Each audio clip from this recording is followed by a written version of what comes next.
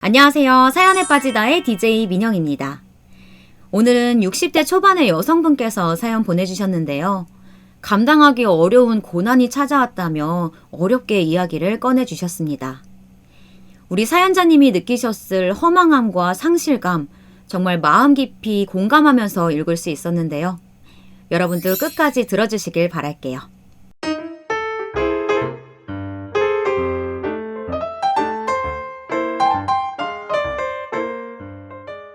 안녕하세요. 저는 60대 초반에 아들을 둘 둔 주부입니다. 젊었을 때엔 저도 60대라고 하면 인생을 다 산 꼬부랑 할머니일 줄 알았는데요. 막상 60대를 지나고 보니 50대, 40대일 때 마음과 크게 다른 게 없더군요. 다만 제게 일어나는 모든 일에 있어서 조금 더 너그러워지고 초연해지는 여유가 생겼다는 점이 가장 큰 변화라고 할 수 있겠네요. 하지만 그런 저에게도 감당하기 어려운 고난이 찾아오는 바람에 힘든 시간을 보내야만 했습니다. 이번 유튜브 사연으로 그 이야기를 꺼내보고자 합니다. 부족한 글솜씨니 마음 편안히 들어주셨으면 해요. 저는 충청도 한 시골에서 남편과 함께 인삼밭 농사를 지어왔습니다. 20대까지만 해도 다른 도시에서 직장을 다니던 저였지만 사촌의 중매를 통해 지금 이곳 마을이 고향이던 남편을 만나 정착하게 되었죠. 뜻하는 대로 흘러가지 않는 게 인생이라고 하지만 어릴 적 제가 시골에서 농업을 하게 될 거라고는 생각 못했습니다. 그건 타고난 농사꾼들만 할 수 있는 일이라고 여겼으니까요. 그런데 뜻하지 않게 남편을 따라오게 되었고 어느새 저도 그럴듯한 농사꾼이 된 겁니다. 처음엔 안 해본 일이 없었던 것 같아요. 고추 농사나 가지 농사도 지어보고 복숭아를 키워서 과수원도 해보고요. 그 무엇 하나 쉬운 일이 없었습니다. 남편과 둘이 일궈내기엔 너무나 손이 많이 가는 일인데다가 여름만 되면 18시간씩 일해야 하는 그야말로 중노동이었으니까요. 해도 해도 끝이 없는 일에 손끝 하나하나가 갈라져 감각을 잃어가도 저는 아내이자 엄마로서 살아내야 하기에 하루하루 최선을 다하며 일했습니다. 남편은 저에게 항상 고맙다고 했지만 남편 또한 참으로 정직하고 성실한 사람이라 잠 한 번 편히 못 자고 몸이 부서질 듯 일해왔으니 저에게도 참 고마운 사람이죠. 그렇게 40년이 지나고 보니 어느새 빚을 갚고 새 집을 짓고 자식들 물려줄 재산 정도 모았네요. 그 모두가 알뜰히 써가며 구슬땀 흘려 모은 결과이기에 저에게는 지난 세월이 마치 훈장처럼 느껴집니다. 적어도 남부럽지 않게 해줄 수 있는 부모가 되었다는 생각에 뿌듯하기도 했고요. 그래서인지 제 삶의 마지막 숙제가 있다면 두 아들이 각자의 자리에서 성공해서 잘 먹고 잘 사는 모습을 보는 게 아닐까 싶어요. 자식 가진 부모라면 다 똑같겠지만 저에게도 두 아들은 제 목숨과도 같은 존재니까요. 이 아이들을 보며 살았고 살고 있고 살아가려고 하거든요. 가난한 시골에서 태어나 그 흔한 장난감 한 번 사준 적 없지만 말썽 한 번 피지 않고 자란 애들이에요. 제가 못 배운 터라 제대로 된 교육도 못했지만 타고난 성향이 그런 건지 참으로 순하게 커주었습니다. 그게 저의 자랑거리이기도 했고요. 둘은 5살 터울이었는데요. 첫째는 살가우면서도 말을 잘 듣는 순종적인 아이였어요. 둘째는 말수는 적어도 우직하고 믿을 수 있는 든든함이 있었고요. 이렇듯 너무나 소중한 남편과 아이들이 있었기에 금전적으로는 부족해도 언제나 화목한 가정을 유지할 수 있지 않았나 싶네요. 그 후 평생 꼬마아이처럼 엄마를 찾을 것 같던 두 아들은 어느새 학교를 가고 성인이 되고 결혼을 해 가정을 이뤄냈습니다. 그간의 시간들이 어떻게 흘러간지는 모르겠어요. 시간은 나보다 아들들에게 더 빨리 적용되는 게 아닌가 싶었죠. 어느새 그 둘이 각각 한 가정의 가장이 되어 있었으니까요. 첫째는 비교적 빨리 회사에 취직해 다른 부서에서 디자이너로 일하던 며느리와 만나 1년 반 전에 결혼해서 서울에 살고 있습니다. 시험을 보고 경찰이 된 둘째도 예비 며느리와 이제 곧 결혼을 앞두고 있었네요. 둘째는 근처 시내에서 일하고 있었으니 더 자주 보는 사이이기도 했고요. 첫째가 30살이 되던 해 처음으로 결혼하고 싶다며 여자친구를 집으로 데려온 날이었습니다. 그날따라 저는 유독 긴장을 많이 했었습니다. 혹여나 시골에 대한 안 좋은 시선으로 인해 우리 집에 들어오길 꺼려하면 어떡할까. 우리가 세련되지 않은 사람들이라 아들과 결혼하길 싫어하면 어쩌지. 여러 가지 생각이 들더군요. 하지만 그런 걱정은 기우였던 듯이 그 아이는 특유의 명랑함으로 우리를 친절히 대해주었죠.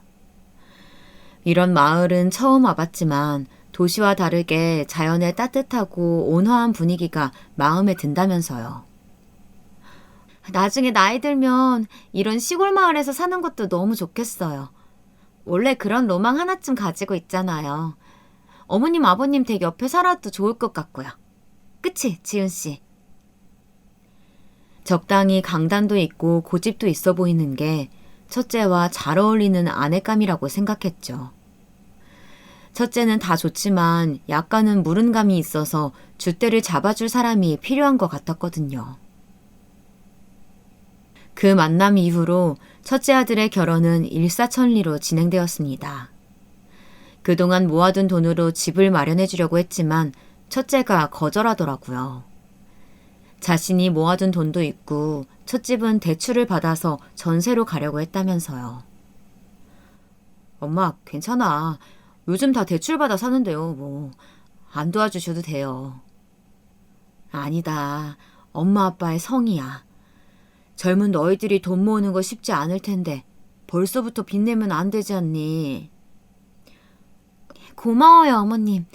이 은혜 잊지 않을게요. 역시 우리 어머님 배포가 크셔. 그래도 자식이 결혼하는데 부모가 되어서 손 놓고 있을 순 없으니 반 정도는 보태주었습니다. 첫째는 너무나 미안해하면서도 고마워하며 꼭 갚겠다고 했지만 어차피 자식들에게 나누기 위해 모아온 돈이라 전혀 아깝지 않았습니다. 또 며느리의 살가운 모습에 기분도 좋더군요. 오히려 그때 전 제 계산보다 한참 적은 금액을 지원해준 터라 나이가 더 들고 나면 가게라도 차릴 목돈을 물려주기로 염두에 두었죠. 둘째는 사실 결혼을 안 할 줄 알았어요. 워낙 애가 숫기가 없어서 연애와는 담을 쌓았거든요. 그런데 중학교 동창을 다시 만나더니 이렇게 식을 올리게 된 거죠. 그 사람이 누구든 간에 둘째가 함께 할 반려자가 생겼다는 것만으로도 저는 정말 행복하더군요. 세상에, 동창을 다시 만나고 있다고? 네. 너무 잘 되었구나. 세상에. 둘이 연애를 한다는 이야기만 들었을 때도 참 기뻤어요. 그저 너무 기분이 좋았습니다. 결혼이 삶의 종착역은 아니지만 그래도 내 자식들만은 일생을 외롭지 않도록 결혼하는 걸 봐야 마음이 편할 것 같았거든요. 어찌됐건 여기까지가 제가 걸어온 길고도 짧은 길입니다. 고단한 삶이었지만 순탄하다면 순탄한 일상이기도 했죠. 하지만 문제는 예상치 못한 시기에 갑자기 저를 덮쳐왔습니다. 첫째가 결혼한 뒤 1년 반이 지나고 둘째가 결혼을 반년 정도 앞둔 때였습니다. 그러니까 둘째 며느리가 될 애가 한번 인사를 오고 가족 간의 단합을 다져가고 있을 때였죠. 처음 둘째 며느리가 될 애가 저희 집에 인사를 왔는데 글쎄 첫째 며느라기가 조금 시기 질투를 하는 것 같더라고요. 아님 군기라도 잡을 모양인 건지 둘째 아이를 내내 못마땅하게 보는 것 같았어요. 어머님, 안녕하세요. 둘째 며느리가 수줍게 인사를 건네고 들어올 때부터 성격이 내성적인 아이라는 건 짐작하고 있었는데 사실 시부모를 처음 뵙는 자리이면 누구나 더 어렵고 불편할 수 있잖아요. 근데 첫째 아이가 어머, 우리 동서될 사람은 집안일 안 해봤나 봐. 과일을 못 깎어? 아니 근데 왜 이렇게 사람 말이 느려? 내가 아까 물은 질문을 지금 하네. 괜찮아. 뭐 그럴 수도 있지. 오히려 기다리는 재미가 있네. 그만해 여보. 그럴 수도 있지. 사람 무한하게 싫이. 아니 그냥 나는 장난으로 하는 말이었지. 기분 나빠하지 마세요. 그래, 좋은 자리에 좋은 말만 오가야 하지 않겠니? 그래, 아가씨는 어디서 일을 한다고요? 장난이라고 하는 말 속엔 뭔가 그냥 지나칠 수 없는 의미심장한 의미가 담겨 있는 것 같았어요. 좋은 분위기가 첫째 며느라가로 인해 어그러지는 것 같자 급히 남편이 수습을 했지만 차마 이때의 찝찝함은 지울 수가 없겠더군요. 뒤에 저에게 일어났던 일을 생각하면 더더욱이요. 첫째 며느라간 명랑하고 강단도 있어 보이지만 그만큼 자기 주장도 강하고 어딘지 날카롭고 뾰족한 구석이 있었어요. 안 좋은 의미로요. 그게 뭔진 그땐 잘 몰랐지만요. 아무쪼록 저 때 이후로 두어 번 정도 같이 자리를 했는데 어쩐지 둘째도 둘째 며느리도 첫째 며느리를 불편해 하더군요. 저한테 대놓고 험담을 한다거나 하진 않았지만 그냥 묘하게 느껴지는 분위기가 그랬습니다. 어머, 여기 음식 맛이 조금 그러네. 어머니 입맛에 맞으세요? 전 여기 꽤 비싼 곳이라고 해서 온 건데 여기 누가 예약한 거예요? 예비동서가 예약한 건가? 후기 이런 거 잘 살펴보고 예약하지 그랬어. 요즘 인터넷 보면 후기들 많이 써져 있는데. 네, 죄송해요. 괜찮다 나는. 그만해라. 네, 어머님. 전 어머님 입맛에 안 맞으실까 봐요. 그래서 그런 거죠. 어렵게 자리를 만들어 식사를 하려고 해도 꼭 마지막엔 분위기가 이상하게 이어지더라고요. 그런데 첫째 며느라간 저에게만큼은 살갑고 이쁘게 말만 하려고 했기 때문에 그걸 지적하기가 어려웠습니다. 차라리 저한테 했다면 무슨 말을 얹었겠지만 어쨌든 먼저 집에 들어온 첫째 아이의 마음을 상하게 하고 싶진 않았고 괜한 형님 동서 갈등을 만들고 싶지도 않았습니다. 그래서 넘어가게 되었죠. 지금은 이때 그냥 넘긴 것을 참 후회합니다. 그러다 일이 하나 생기게 되었습니다.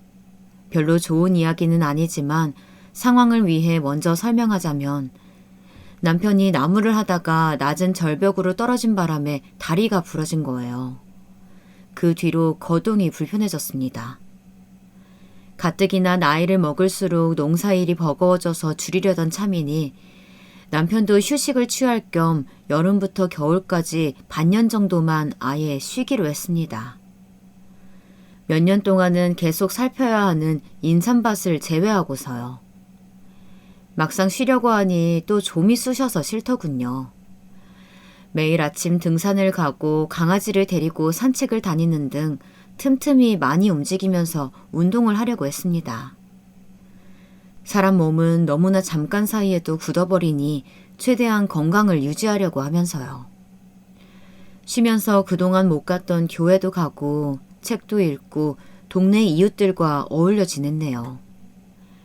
그런데 삶의 여유가 생기니 우리 엄마가 보고 싶더라고요. 엄마는 요양원에서 지내고 계셨습니다.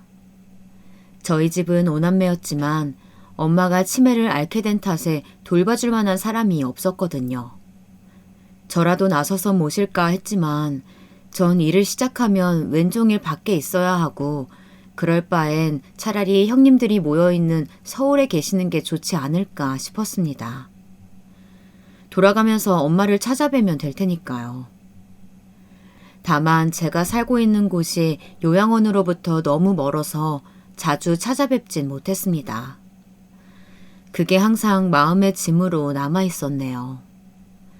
항상 1년에 한 번 겨울에만 찾아뵈었는데 이렇게 쉬게 된 참에 한 달에 한 번씩은 찾아뵙기로 한 거예요. 남편이 함께 갈 수 없으니 그때부터 혼자 기차를 타고 서울을 오가며 엄마를 만나고 왔습니다. 그리운 엄마는 자주 못 만나는 사이 많이 수척해져 있었고 이전보다 더 어린 아이가 되어 있었습니다. 엄마, 나왔어요.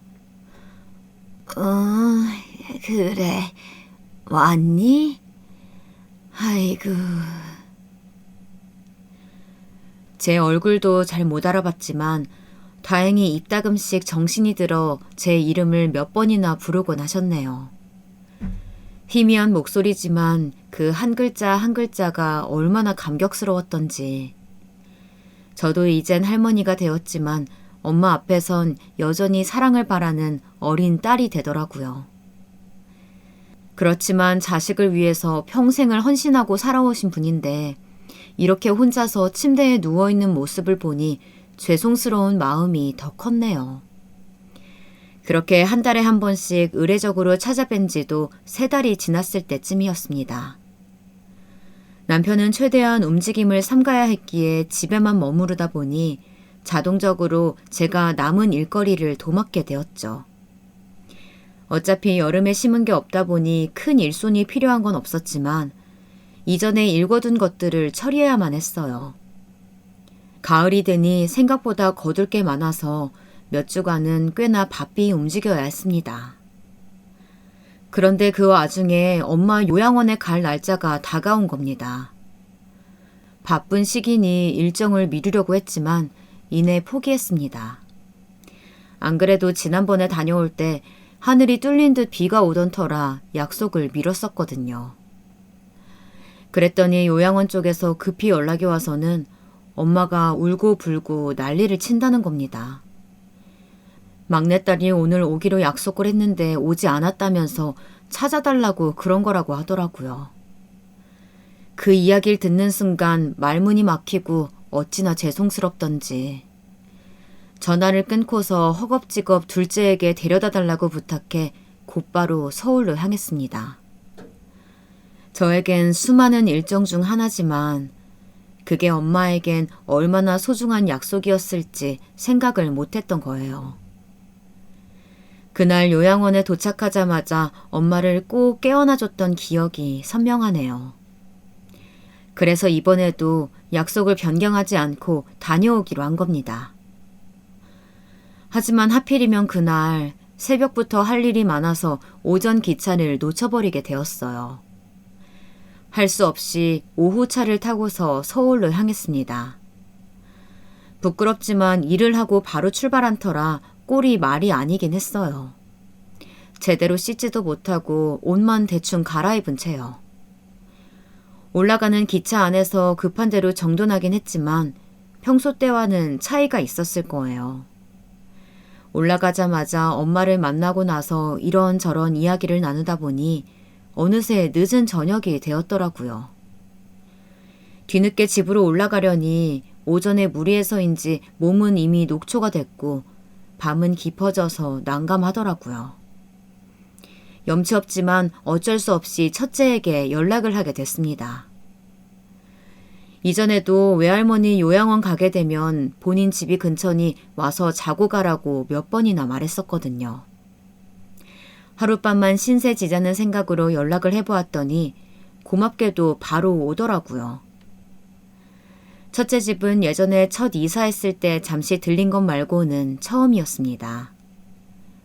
첫째 며느리와는 자주 보지 못했어도 때 되면 가끔씩 전화통화를 하거나 문자를 주고받곤 했었거든요. 흔히 말하는 딸 같은 며느리와 친엄마 같은 시어머니 관계는 아니어도 속정이 있는 사이라고 생각했죠. 그래서 제가 하룻밤 묵는 걸 가볍게 생각했던 것 같네요. 이게 저의 실수라면 실수였던 것 같습니다.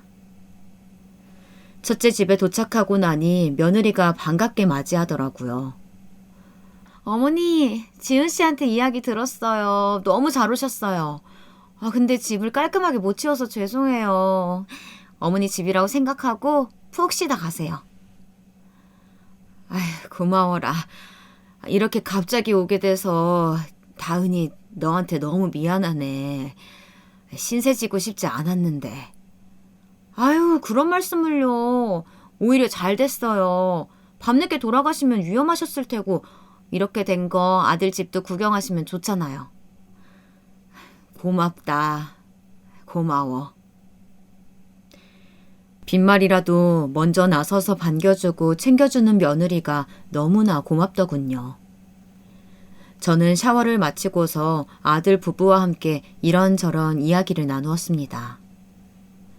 저는 그동안 제가 남편과 둘이 지내며 있었던 소소하고 소박한 하루 일과들, 지난 시간 동안 마을에서 일어난 수많은 자연 변화와 여러 볼거리들에 대해서 말해주었죠. 괜스레 걱정할까봐 요양원을 오가며 엄마와 있었던 일에 대해선 이야기하지 않았지만요. 아들 쪽 이야기도 들어보니 그 부부도 열심히 살고 있었던 것 같더라고요. 둘은 같은 회사를 다니고 있었는데 회사 상황이 점점 안 좋아져서 부업으로 할 만한 다양한 일을 알아보고 있다고 했어요. 며느리가 인테리어 일을 하니까 그 전공을 살려서 카페 창업 쪽으로 생각한다고요. 카페를? 네, 어머니. 아무래도 회사가 혹시나 상황이 안 좋아지면 그럴 때를 대비해서 하나 창업을 해두면 좋을 것 같아요. 제가 전부터 카페에 관심도 많았거든요. 돈이 조금 문제이긴 한데 사실 회사 월급이 빤하니까요. 그래도 뭐 어떻게든 되겠죠. 그래, 다 때가 있는 거니까 기다려보자꾸나. 네. 근데 그 때라는 게 언제 올지 참 모르겠네요. 돈이 있어야 때도 오는 건데 말이죠. 그저 나이든 시골 할머니로선 아들과 며느리가 하는 이야기가 무슨 말인지 정확히 알아듣지 못했지만요. 이런저런 생각이 많은 것 같기에 먹고 사는 걸 걱정하는 건 모두가 같은 고민이니 제가 해줄 수 있는 조언을 해주기로 했어요. 대화 중간중간 며느리가 둘째가 하고 있는 일에 대해 묻기도 했지만 저도 자세히는 몰라서 대답해주긴 어려웠습니다. 며느리가 말하길 도련님은 말투가 너무 딱딱하고 경직돼서 대하기 어렵다고 하더라고요. 살가운 첫째와는 전혀 다르다면서요. 그래? 네, 어머님. 저는 좀 어려워요. 아무래도 벽이 느껴지더라고요. 그런가? 나는 내 자식이니까 잘 몰랐네. 낯을 좀 가려서 그런 것 같기도 하고. 그리고 우리 동서 될 사람 있잖아요. 예비 동서도 조금 뭐랄까 사람이 눈치가 없달까? 그런 것 같더라고요. 응? 눈치가 없다고? 네. 어머님은 모르시는구나. 글쎄요. 제가 그날 예비동서 온다고 하루 종일 일했잖아요. 근데 옆에서 거들 생각조차 안 하더라고요. 그 모습 보고 솔직히 좀 놀랐지 뭐예요. 어머님은 뒤에서 일어나는 일이라 모르셨을 거예요. 아무튼 전 그래서 그런지 그때 이후로 동서를 제가 잘 단단히 교육시켜야겠다고 생각해두고 있어요. 어머니는 신경 쓰실 거 없어요. 제가 다 알아서 할게요. 네. 그러면서 또 험담을 시작하는데 저는 그냥 모른 척 했습니다. 그게 집안의 화목을 위한 거라고 여기면서 말이죠. 그리고 그렇게 조금 지친 대화를 나누다가 고단한 몸을 이끌고 이만 잠에 들기로 했습니다. 아들 부부에겐 깜빡하고 말 못했지만 내일 일찍 내려갈 예정이었거든요. 남편이 걱정돼서 오래 자리를 비울 수가 있어야 말이죠. 아들이 안내한 빈 방에 들어가 남편에게 안부 전화를 했어요. 그리고선 누웠는데 잠자리가 낯설어서 그런 건지 몸은 피곤하지만 막상 잠이 안 오더라고요. 그렇게 한참을 뒤척이다가 목이 타서 물이나 마실까 하고 거실로 나왔습니다. 내일 출근할 텐데 혹여나 저 때문에 깰까 주변을 더듬거리면서 조심히 걸어갔죠. 그런데 안방 쪽에서 말다툼하는 소리가 들리는 겁니다. 내가 낄 일은 아니다 싶어서 모른 척하고 컵에 물을 따르고 있었어요. 물이 은은하게 쪼르륵 떨어지는데 그 소리 사이로 며느리의 한마디가 들린 겁니다. 작은 목소리였지만 너무나 선명하게 들려왔어요.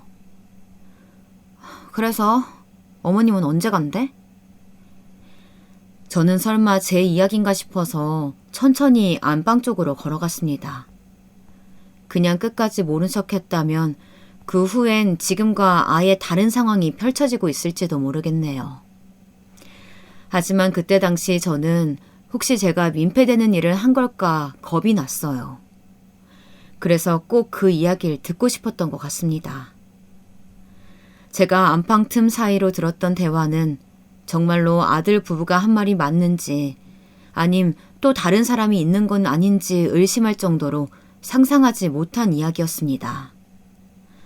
차마 다시 떠올리는 것조차 두려운 일이지만 두 사람의 대화는 분명 이런 내용이었습니다. 그래서 어머니는 언제 간대? 모르겠어. 아마도 오래 계시진 않을 거야. 지금 시골에 일도 많으니까. 아니, 그래서 그게 정확히 언제냐고. 지금도 어머니한테서 호레비 냄새나 죽겠어. 그 스테지 같은 호레비 냄새 말이야. 마주보고 있는데 내 머리가 다 아플 지경이라고. 나 냄새 예민한 거 몰라? 도대체 나더러 언제까지 버티라는 거야? 미안해. 네가 그렇게 민감하게 생각할 줄 몰랐어. 오늘은 아마도 일하고 오셔서 그런 걸 거야. 내일 하루만 더 참으면 되는데 괜찮을까? 엄마는 분명 내일 오전쯤 나가실 거야. 당신이 그랬지. 어머니 요양원으로 병문안 다니신다며. 알고 보면 본인이 다녀야 하는 거 아니야? 저렇게 굼뜨고 냄새나는 노인네는 그냥 요양원에 있는 게 도와주는 거라고. 귀찮게 비위 맞추는 것도 한두 번이지. 알겠어.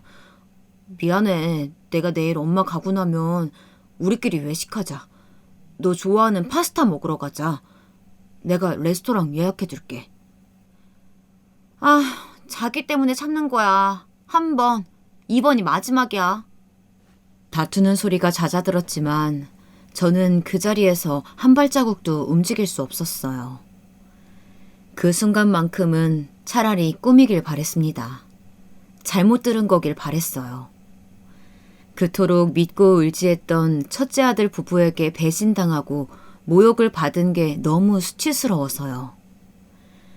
나를 저렇게 쓸모없는 노인네로 생각하면서 앞에선 존경하는 어른인 척, 사랑하는 가족인 척 굴었다는 게 정말이지 너무나 끔찍했습니다.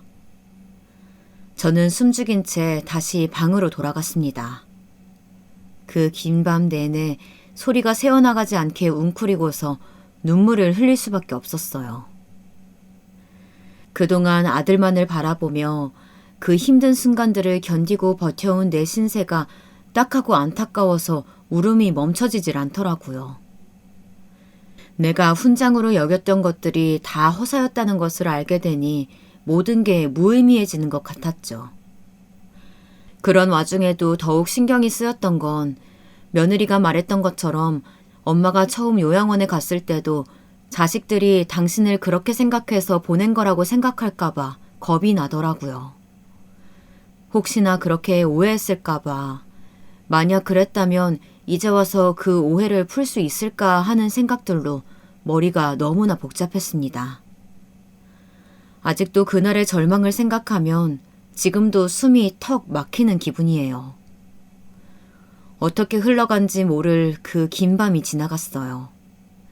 거의 뜬 눈으로 지새운 저는 새벽부터 집으로 돌아갈 채비를 하고 있었습니다. 움직이는 소리를 듣고서 아들이 방을 찾아왔더군요. 뭐야 엄마? 왜 이렇게 일찍 일어났어? 벌써 가려고? 저를 보며 평소처럼 말을 거는데 도저히 얼굴을 쳐다보지 못하겠더라고요. 울음이 터져 나오려는 걸 억지로 참고서 아무 말 없이 그렇게 집을 나섰습니다. 아들이 붙잡는 걸 뿌리치면서요. 나 간다. 엄마, 왜 그래? 무슨 일 있어? 왜 말도 없냐고. 알았어. 그럼 데려다 줄게. 밥만 먹고 가. 그렇게 저는 기차를 타고 집으로 향했습니다. 돌아가는 길에도 주책 없이 연신 눈물이 나오는 걸 참느라 혼났네요. 집에 도착하자마자 저는 욕실에 들어가 제 몸을 닦기 시작했습니다. 살이 부르트도록 닦고 또 닦아도 그 냄새라는 게 지워지지 않는 것 같았어요. 그럼 그건 아마도 제 몸에 밴 삶의 냄새가 아니었을까요? 그게 싫었다는 건 그냥 나라는 인간 자체를 증오했던 거라는 걸 깨달은 거예요. 그렇게 욕실에서 하염없이 몸을 닦아내는 동안 남편이 다가와 무슨 일 있냐고 물었지만 아무 말도 할 수 없었고요. 그 뒤로 제 상태를 걱정한 남편이 이따금씩 첫째 아들과 통화하는 소리가 들렸지만 그래도 방 안에 틀어박힌 저는 여전히 자리에서 일어날 수가 없었습니다.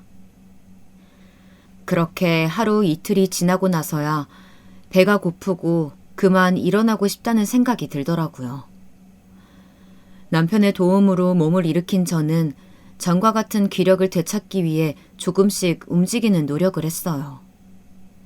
그러자 며칠간 아무것도 말하지 않고 옆을 지키던 남편이 조심스럽게 묻더라고요. 서울 가서 무슨 일이 있었냐고요. 더 이상 비밀로 할 수 없을 것 같아서 솔직하게 전부 이야기했습니다. 제가 말하고 듣고 느낀 전부를요. 묵묵히 듣고 있던 남편은 이야기가 끝나자마자 참았던 눈물을 흘리더라고요. 그리고선 제가 혼자 감당했어야 할 그 고통들에 대해서 안쓰러워하며 자식을 잘못 키웠다고 모두 자기 죄라고 말했어요. 내 죄야. 내가 그놈을 잘 가르쳤어야 하는데 내가 자식 교육을 잘못 시켰다. 내 죄야. 당신은 슬퍼하지 마.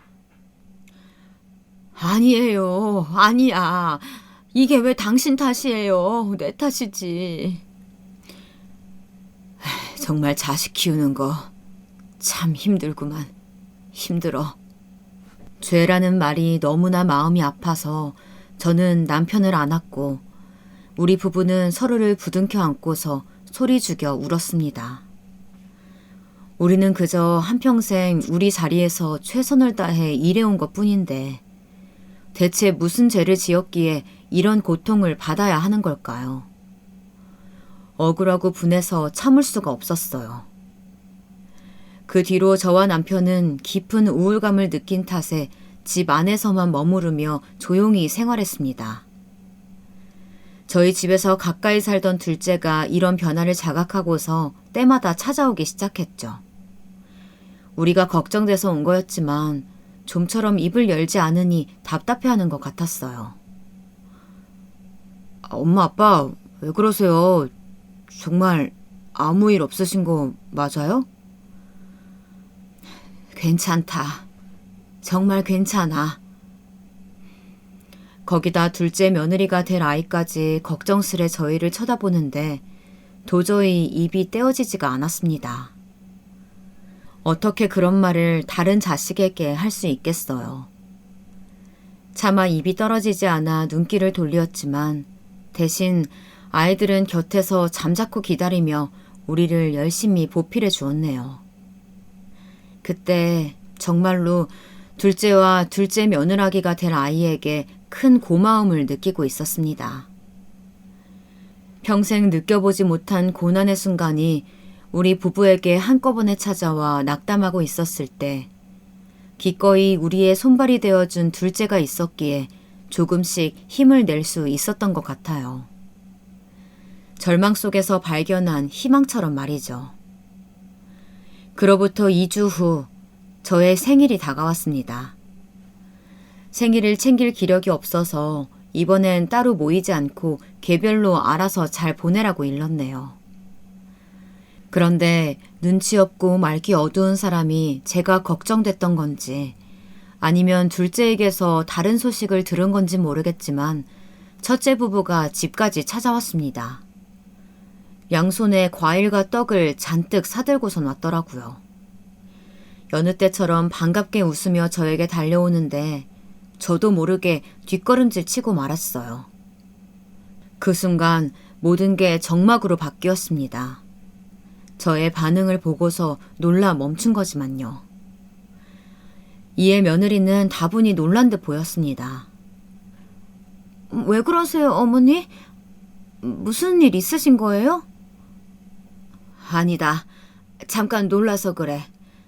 다은이 너도 먼 곳까지 오는데 고생 많았을 텐데 어서 들어와라. 그렇게 예상치 못하게 저의 생일 축하상이 준비되었습니다.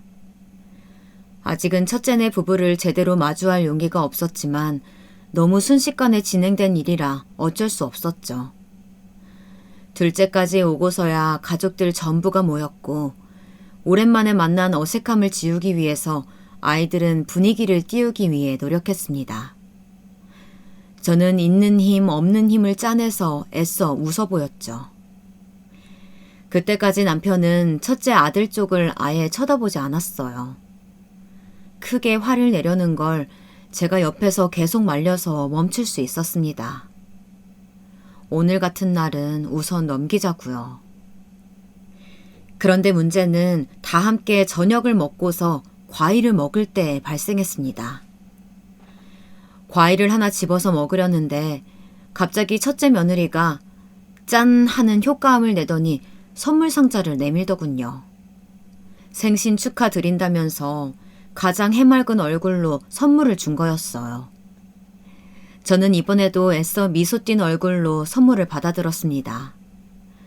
그리고 조심스럽게 풀어본 그 순간 저는 또다시 얼어붙고 말았네요. 며느리가 준비한 선물은 향수였습니다. 제가 향수를 보며 아무 말도 못하고 있는데 며느리가 옆에서 신이 나 설명을 이어가더라고요. 어머니, 제가 어머니 위해서 고르고 고른 향수예요. 이거 엄청 인기 좋은 제품이거든요. 힘들게 일하시고 나서 이 향수 가볍게 한번 뿌리고 나면 새 옷 입은 것처럼 산뜻하게 바뀔 거예요. 어때요? 좋죠? 그렇겠구나. 그렇게 말하는데 한편으로는 그때 아들 집에서 들었던 목소리가 같이 떠오르더라고요. 지금도 어머니한테 호레비 냄새나 죽겠어. 그 수태지 같은 호레비 냄새 말이야. 마주보고 있는데 머리가 다 아플 지경이라고. 나 냄새에 예민한 거 몰라? 저는 그 어지러운 목소리들을 더 이상 참지 못하고 향수가 담긴 상자를 바닥에 던져버렸습니다. 첫째와 둘째, 며느리와 남편은 그 자리에서 굳어서 얼어붙어 버렸죠. 그리고서 저는 여태껏 너무나 물어보고 싶었지만 다시는 아들 얼굴을 보지 못하게 될까봐 차마 묻지 못했던 것들을 며느리를 향해서 소리쳤어요. 제발 그만해라. 다은이, 너 내가 호레비 냄새 나서 향수 준 거니? 네 눈에 나는 구역질 나는 병균 덩어리니까 이렇게라도 악취 지우고 싶어서 선물해 주는 거야? 너무 고맙다. 네 마음이 잘 느껴져. 겉으로는 웃으면서 헤헤거리면서 네 까만 그 속내가 안 보이니까 모든 게 만만하지? 그러니까 시어머니인 나를 이렇게 기만하는 거 아니냐? 제 악에 바친 외침에 며느리는 놀라서 아무 대꾸도 하지 못하더라고요. 그 와중에 첫째 아들만 뛰어와서는 제 손을 부여잡고 말하길. 엄마, 왜 이래 갑자기? 그게 다 무슨 말이야? 엄마가 왜 병균 덩어리냐고. 그러니까 내가 왜 너한테 그런 존재가 돼야 돼? 지훈아, 너희를 위해 평생을 살았는데 엄마한테 돌아오는 게 고작 그런 취급이야? 네가 어떻게 나한테 그래?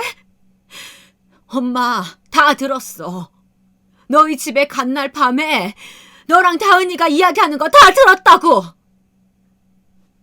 다 들었다고? 정말 그때 다 들은 거야, 엄마? 이런 생일상이 무슨 소용이고 생일 선물이 무슨 소용이니? 엄마 마음을 갈기갈기 찢어놓고선 태어난 나를 축하해주겠다고? 너희 때문에 처음으로 난 태어난 걸 후회하게 됐는데 이럴 거면 차라리 요양원에 맡기지 그래. 더러운 짐짝 취급받느니 그게 훨씬 더 사람 사는 것 같겠네. 아들은 더 이상 아무 말도 하지 않았습니다. 그래요. 자기가 사람이라면 어떤 대답도 할 수 없었겠죠. 제 울부짖음에 둘째는 어느 정도 상황 파악이 된 듯 아직도 제 손을 붙잡고 있던 첫째를 제게서 떨어뜨려 놨습니다. 남편은 아들과 며느리에게 크게 호통치며 꾸짖는 것 같았습니다. 그러자 며느리가 그제야 저에게 와서 말하더라고요. 죄송해요, 어머니. 들으라고 한 이야기는 아닌데 들으셨다니 우선 사과는 드릴게요. 그런데 솔직히 어머니도 너무한 거 아니에요? 그날도 저희 상황 어려운 거 말했는데 끝까지 도와주겠다는 말씀 한 번 없으셨잖아요. 하다못해 가게 여는데 필요한 거 없냐고 묻지도 않고 열심히 하면 때가 온다니 일단 영양가 없는 말만 하셨잖아요. 저도 알아요. 지금 어머니 우리 경제적으로 도와주고도 남을 만큼 모아두신 거요. 그럼 대놓고 돈을 달라고 했으면 그게 더 나았을까요? 그럼 그거대로 싫으셨겠죠. 제가 그동안 시댁에 못한 게 뭐가 있는데요? 저 원래 그런 성격 아니에요. 살갑고 밝고 엉겨붙는 그런 성격 아니라고요. 그렇게 노력했는데 어머니는 우리 위해서 해주신 게 대체 뭐가 있냐고요. 이 광경을 바로 옆에서 지켜보던 첫째는 저와 며느리 사이에 서서 싸움을 말리지도 멈추지도 못한 채 안절부절 못하고 있었어요. 그 모습을 보며 절에서 그동안 붙잡혀 살았구나 싶더라고요. 그게 너무나 한심해서 도저히 아들을 쳐다볼 수 없었네요. 결국 돈 때문에 나한테 애쓴 거라는 거지? 그 몇 푼 얻고 싶어서 네 자신도 속이고 여태 거짓으로 우리 가족 대했다는 거 맞지? 그 몇 푼? 그 몇 푼이 저희에겐 목숨줄이에요. 어머니가 시골에만 계셔서 세상 물정 잘 모르시나 본데 사람은 누구나 목적이 있으니까 행동하고 태도를 취하는 거예요. 그러니까 그냥 처음부터 너그럽게 도와주셨으면 이런 사단 안 났을 텐데요. 돈을 쥐고서 줄 듯 말 듯 행동하니까 그러죠. 정말 구질구질하게. 근데 그 말이 끝나자마자 남편이 일어서더니 아들의 뺨을 아주 세게 연달아 3번을 때렸습니다. 그 소리에 놀라서 우리 사이에도 일순간 또다시 적막이 찾아왔죠. 저 또한 놀라 입을 벌리고 말았습니다. 아버님, 지금 뭐 하시는 거예요? 이 사람 뺨 때리신 거예요? 네가 맞지 않았다고 해서 서운해할 필요 없다. 너는 남의 집 딸이니까 우리 집 자식을 때린 거지. 이유는 3가지다. 지애미가 며느리랍시고 들어온 애한테 욕을 듣고 있는데 멍청하게 서서 말리지도 못했으니 때린 거고, 엄마 피눈물을 흘리게 했으니 때린 거고, 이제 앞으로 이딴 나약하고 우유부단한 자식을 봐줄 일이 없을 테니 마지막으로 때린 거다. 이제 정말로 끝이니까 이만 나가라. 아버지, 아빠 죄송해요. 잘못했어요. 나가라고. 내 말 안 들리니? 남편의 말에 아들은 울음을 터뜨리면서 그제야 잘못했다고 말하더라고요. 그러자 며느리가 일어서서 아들을 억지로 일으켜 세워서 나가버렸습니다. 아들은 멍청하게도 또다시 질질 끌려가고요. 아무래도 거부할 수 없는 무언가가 있는 것처럼 아들은 며느리를 따랐습니다. 둘 사이에 어떤 이야기가 오가고 어떤 위로와 명령을 주고받았는지는 모릅니다. 다만 2 사람은 그렇게 건너올 수 없는 강을 떠났고 가족으로서 끝을 맞이한 겁니다. 물론 피가 섞인 아들과 그렇게 말처럼 쉽게 절연을 할 수는 없겠지만 이번 일로 인해서 저는 마음의 문을 닫아버리고 말았거든요. 늘 순종적이고 순진했던 첫째는 이제 정말로 아내를 선택을 한 거겠죠. 그동안 무슨 일이 있었던 거예요? 힘드시겠지만 저한테도 말씀해 주세요. 엄마, 아빠. 그게 말이다. 둘째가 그제서야 무슨 일이 있었는지 진위를 물었어요. 저는 첫째 집에서 겪었던 일을 전부 말해주었고 그동안 남편과 어떤 마음으로 지내왔는지 말해주었습니다. 그러자 둘째는 아무 이야기 없이 저를 꼭 안아주었습니다. 고생했다, 미안하다 이런 말 하나 없이요. 그런데 어쩐지 그게 더 위안이 되는 기분이었습니다. 말로 상처받은 마음에 따뜻한 포옹으로 위로를 건네는 느낌이어서요. 첫째와 며느리가 바라던 게 결국 저와 남편이 모아온 돈이었다는 걸 깨달은 저는 허탈함을 감출 수 없었습니다. 제가 첫째에게 결혼 자금을 보내면서 했던 말이 있었어요. 지금 이렇게 보태주긴 하지만 네가 원하면 이것보다 더 내어줄 수도 있어. 엄마 아빠는 언제나 너를 응원하고 너의 편으로 존재할 테니까 도움이 필요하면 말해라. 그런데 아들은 이 말을 며느리에게 고지고대로 전했을 테고 둘은 그렇게 우리 재산이 탐이나 제 성격에도 맞지 않는 다정한 척을 해온 거겠죠. 자식들을 위해서 모아온 돈인데 오히려 그 돈 때문에 자식을 버리게 되는 날이 올 줄은 꿈에도 몰랐던 일이네요. 저는 더 이상 또 다른 분쟁이 일어나지 않도록 어서 재산을 처분해야겠다는 생각만 들었습니다. 그래서 저와 남편이 앞으로 노후 자금으로 쓸 돈만 남겨두고 나머지 돈을 한 통장 안에 모아두기로 했죠. 하나 둘씩 땅을 처리하다 보니 돈을 벌어야겠다는 일념하에 참 많은 곳에 손을 댔다는 걸 깨달았습니다. 이 밭들도 내 일터이자 집 같은 곳들이었으니 막상 팔면서 섭섭함을 느끼기도 했고요. 그렇게 모아보니 통장 안에는 어느새 3억가량의 돈이 모였습니다. 우리 부부가 앞으로 먹고 살 돈을 제외했으니 제 기준으로서 이 정도면 꽤나 많이 모아뒀다고 생각되더라고요. 그 모아둔 돈에서 조금 떼서 엄마 요양원 병원 침실도 바꿔드렸어요. 집으로 데려올 수는 없지만 그렇게라도 조금 더 편히 모시고 싶은 마음이었습니다.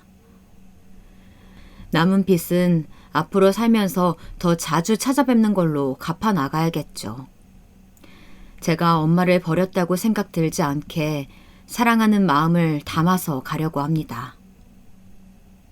그리고 나서 얼마 후 남편이 첫째 부부와 둘째 예비 며느리를 집으로 불렀습니다. 첫째 내외와 그 일이 있은 지 정확히 3달 만의 일이었습니다. 다가온 새해 명절을 명분으로 부르긴 했지만 저는 이게 아마도 우리의 마지막 가족 모임이지 않을까 싶은 마음이었습니다. 생각보다 초대를 흔쾌히 받아들이고서 찾아온 첫째네는 이전과 크게 달라진 게 없어 보였습니다.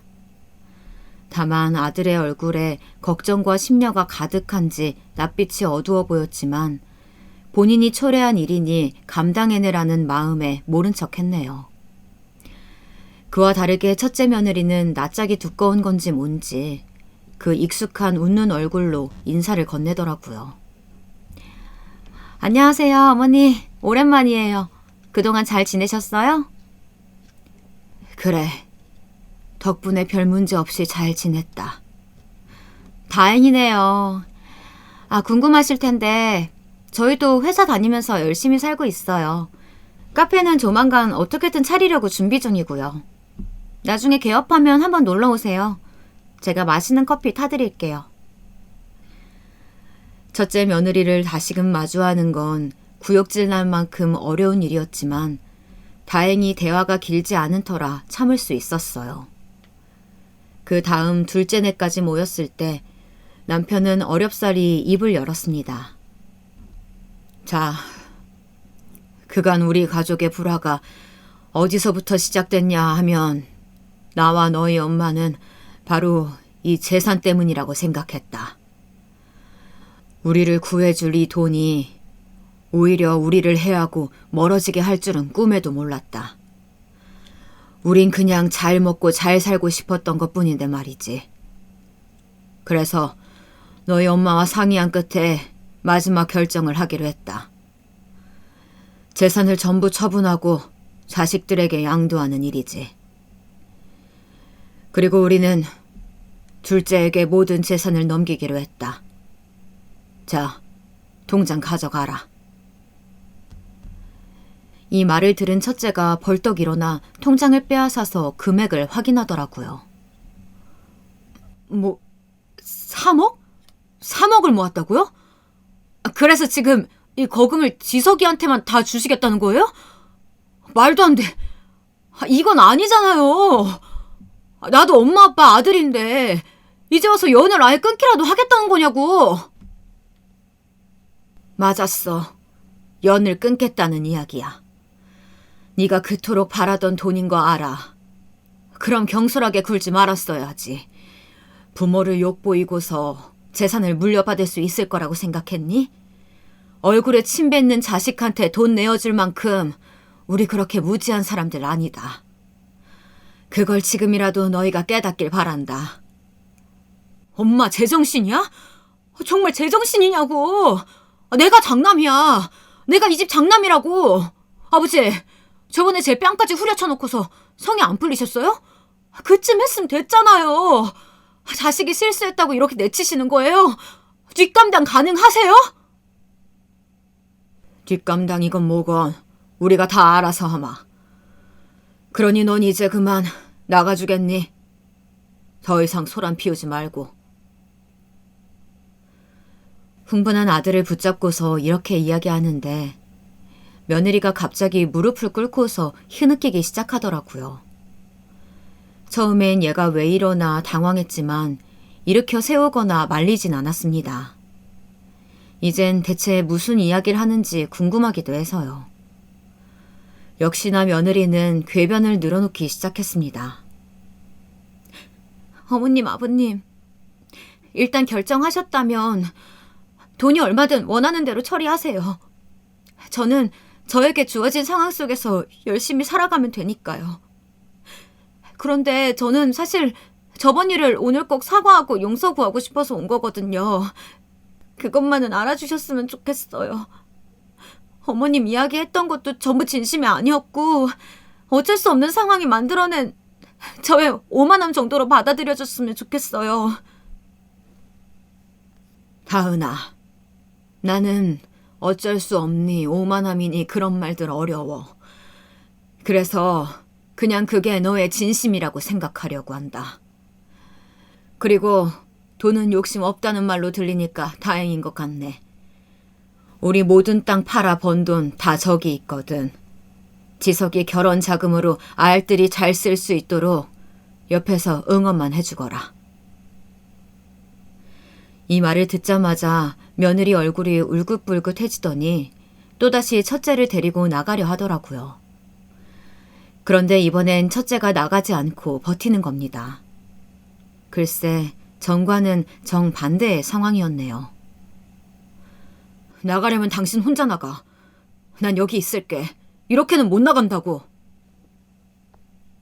당황한 며느리가 첫째를 억지로 끌고 나가려고 했지만 첫째는 이 예상치 못한 상황에 흥분을 한 건지 꿈쩍도 하지 않은 채 남편에게 따지고 있었죠.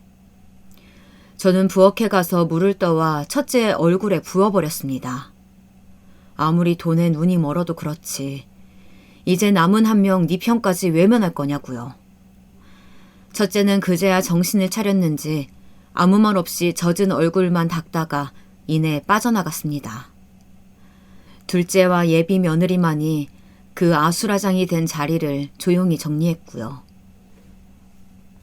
엄마, 괜찮아요? 괜찮다. 형이 저럴 줄은 몰랐네요, 저도. 한숨을 푹 쉬던 둘째는 제가 안쓰러웠는지 그날 밤새 제 곁을 지켜주었습니다. 그리고 한바탕 난리가 지나고 나자 거짓말처럼 평화가 찾아온 듯 했어요. 저와 남편은 매일 손을 잡고 뒷산을 걷는 운동을 하기 시작했습니다. 그러다 보니 남편의 거동도 조금씩 편해지기 시작하더라고요. 그 시간 동안 대화할 기회도 늘어나면서 남은 노년을 즐기기 위해 각자의 꿈에 대해서 몇 날 며칠 이야기하기도 했어요. 근데 여기서 한 가지 예상치 못한 일이 있었네요. 둘째가 그간 화를 많이 참았던 건지 저한텐 내색을 하지 않았는데 자기 형을 찾아간 겁니다. 그리고 한바탕 크게 소동을 일으켰다네요. 그 소동은 다시 저희에게로 돌아와 첫째는 둘째가 자기를 주먹으로 쳤다면서 그런 자식은 동생도 아니라고 고소를 하겠다고 했습니다. 엄마, 어떻게 할래? 나 이 자식 고소할 거야. 엄마가 선택해. 고소 막고 싶으면 돈으로 막아. 안 그럼 나 얘 깜빡 넣어버릴 테니까. 객기 어린 한마디에 전 고개를 절레절레 저었습니다. 내 아들이 어쩌다 이렇게 된 건지 아니면 원래 이런 아이였던 건지 너무나 황당하고 비참한 기분까지 들었습니다. 근데 거기다 첫째 며느리도 이 연극에 가담하기로 한 작정인지 처음에는 제게와 무릎을 꿇고 빌더랍니다. 자기가 정말 잘못했다, 사죄드린다, 저를 봐서라도 이 사람 용서해달라, 장남이지 않냐. 서두가 참 길었습니다. 결국 마지막으로 요구할 건 재산이면서 말이죠. 솔직히 조금 흔들리기도 했습니다. 첫째 아들이 이렇게 동생과 등을 지고 산다 생각하면 부모로서 마음이 편한 건 아니었으니까요. 그걸 제가 만든 게 아닐까 싶은 일말의 죄책감도 있었고요. 며느라인 지극정성이었어요. 매일 아침 찾아와 문 앞에 무릎을 꿇고 앉아 눈물을 뚝뚝 흘려가며 용서를 빌었죠. 심지어 여기엔 예상치 못하게 사부인까지 가세했습니다. 우리 딸애가 하면 안 될 말을 한 것 같아요. 다 제가 자식 교육을 잘못 시킨 탓입니다. 그래도 봐서 아시겠지만 정말 나쁜 애는 아니에요. 아시잖아요. 한번 품어주시면 절대 배신할 아이 아닙니다. 사부인까지 이렇게 나오니 솔직히 당황스럽기도 하고 어째야 할지 모르겠더라고요. 며느린 밉지만 사부인에게 무슨 죄가 있겠어요. 하지만 이를 말려준 건 남편이었어요. 사부인에게 여기서 이러지 마시라며 강하게 나오더라고요. 자식이 잘못한 게 어떻게 그 부모 탓일 수만 있겠냐면서 직접 예의 있게 사부인을 집까지 데려다 주겠다고 하더군요. 남편의 현명한 처사였습니다. 그 덕에 사부인은 어쩔 수 없는 표정으로 돌아갔고 저는 며느리 말에 넘어가려던 마음을 접고 꿈쩍도 하지 않았습니다. 그랬는데 그 다음 날 일이 터지더라고요. 바로 자기가 더 이상은 아들과 못 살겠다며 이혼을 생각 중이라면서 호소를 하는 거 있죠. 어머님 아들 정말 요즘 단단히 미쳤어요. 제 냄새 발언은 사과드릴게요. 근데 어머님 아들 정말 제정신 아니에요. 맨날 술 먹고 돌아다니고 저 정말 이 사람 때문에 인생 망치게 생겼다고요. 어머님이 책임져 주세요. 이 사람 정신 차리게 해주시던지 아님 저 이혼해요. 요란하게 차려입고 나타나선 저한테 이혼하겠다 선전포고를 하는데 아들이나 며느리나 둘의 속셈이 너무 빤해 보이네요. 어떻게 할까 순간 고민을 하다가 그냥 경찰을 부르고 처리하게 했습니다. 엄마, 정말 경찰을 부르면 어떡해요? 왜? 못 부를 거 있니? 너 고소 그런 거 좋아하잖니? 어디 한번 해봐. 자신 있으면 해보렴. 엄마. 어머님, 저는 그게 아니고. 제 행동에 둘 다 어지간히 당황했는지 죄송하다며 떠뜸거리더니 사라지더라고요. 어이가 없었습니다. 이게 무슨 드라마 같은 일인지. 그래도 다행스러웠던 건 남편이 옆에 있었다는 겁니다. 남편이 이런저런 취미활동을 해보자며 주의를 다른 데로 돌려주더라고요. 당신 골프 배우고 싶다고 했잖아. 그거 배워볼까 같이? 그럴까요? 남편의 노력 덕에 전 다시 마음을 다스리고 살아보기로 했답니다. 아들 녀석 때문에, 며느리 때문에 제 인생 꼬였다고 생각하면 한도 끝도 없으니까요. 언젠간 철이 들겠지만 그때를 울며 기다리고 있을 수도 없는 노릇이니 신경을 끄기로 했어요. 그리고 남편과 함께 뒷산 운동 열심히 하면서 쉼을 가졌죠. 오히려 그 쉼의 시간 동안 뭔가 재충전되는 기분이었답니다. 그렇게 마음의 상처도 아들에 대한 일도 서서히 천천히 극복을 해나갈 수 있었고요.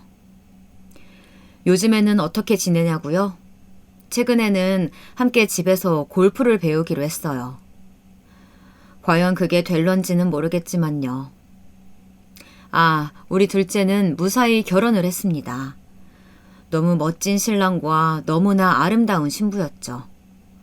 누구보다 기쁜 마음으로 축하를 해주었는데 두 사람은 왠지 저와 남편처럼 평생 서로를 아껴주며 살 것이란 예감이 들어요.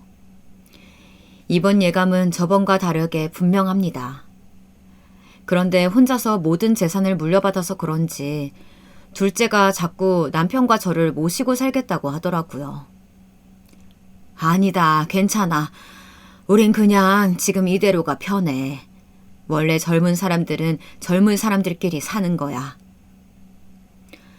고맙지만 저희는 한사코 거절했습니다. 괜히 한 지붕 아래 둘째네 눈치를 사서 볼 거 있나요? 나이가 들었다 해도 꼭 자식에게 기대어 살라는 법은 없으니까요. 한 차례 위기를 겪고 난 우리 부부는 이제야말로 일상의 행복을 온전히 받아들일 준비가 되어 있다고 생각해요. 그리고 첫째는 이혼을 했다고 들었습니다.